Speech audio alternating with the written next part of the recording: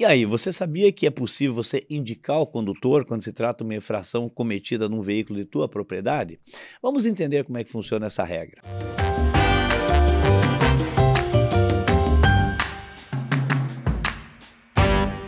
Olá, mais um Transitando com Marcelo Araújo. Nós já abordamos em outro programa a questão da responsabilidade pelas infrações, aquelas que são de responsabilidade do proprietário e aquelas que são do condutor. Ou seja, as de irregularidade do veículo são do proprietário, aquelas de condução são do condutor. Quando esse proprietário recebe a notificação, ele tem como indicar o condutor. Mas aí nós temos alguns detalhes, inclusive que historicamente vale a pena entender como que a situação chegou até o que é hoje.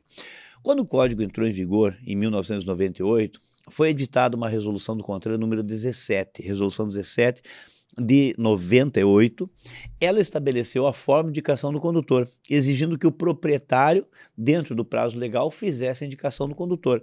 Então o proprietário recebia a sua notificação e dizia, quem estava dirigindo era o Lacerda, por exemplo.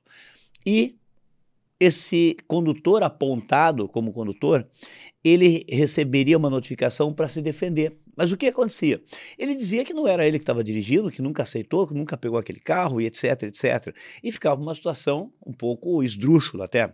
Nesse mesmo ano, foi editado pelo CONTRAN a resolução número 72 de 98, que incluiu dentre as exigências a presença, a assinatura do condutor indicado, assumindo a condução.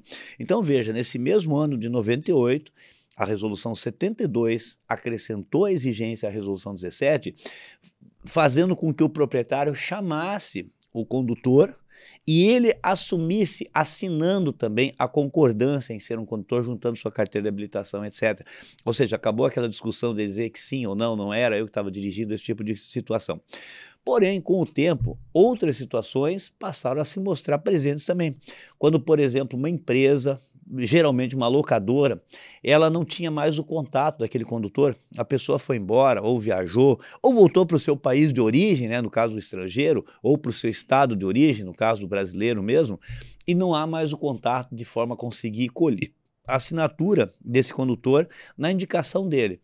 Então, passou a ser possível, a partir da resolução 404 do CONTRAN, que um documento ou um contrato onde houvesse uma cláusula de assunção de responsabilidade pudesse substituir ou outorgar poderes a essa pessoa jurídica. Eu dei o exemplo da locadora, poderia ser uma transportadora. Você sabe que muitos motoristas vão, por exemplo, do sul para o norte do país, ficam um mês fora praticamente, não tem como colher assinatura.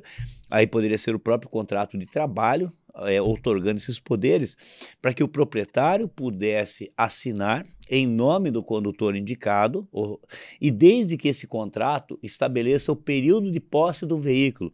Esse contrato precisa prever o período em que o veículo estava de posse desse condutor.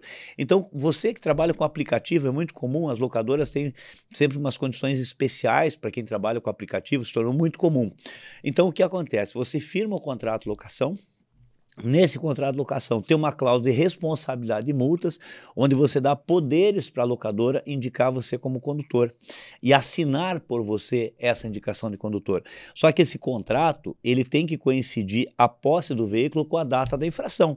Por exemplo, você alugou o veículo durante o mês de maio de 2023, todo ele.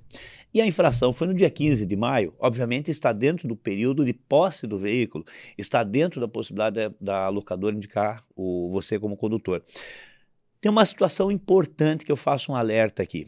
Se a locadora ou essa empresa, ou você mesmo, pessoa física, indicar um condutor, mas houver qualquer problema na carteira de habilitação dele, e um dos problemas mais comuns é a pessoa estar com a carteira suspensa sem saber.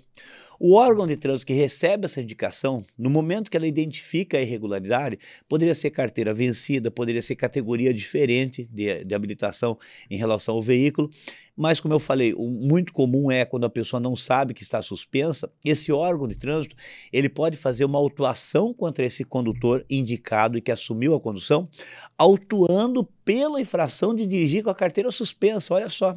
E dessa autuação pode gerar a cassação da habilitação dele.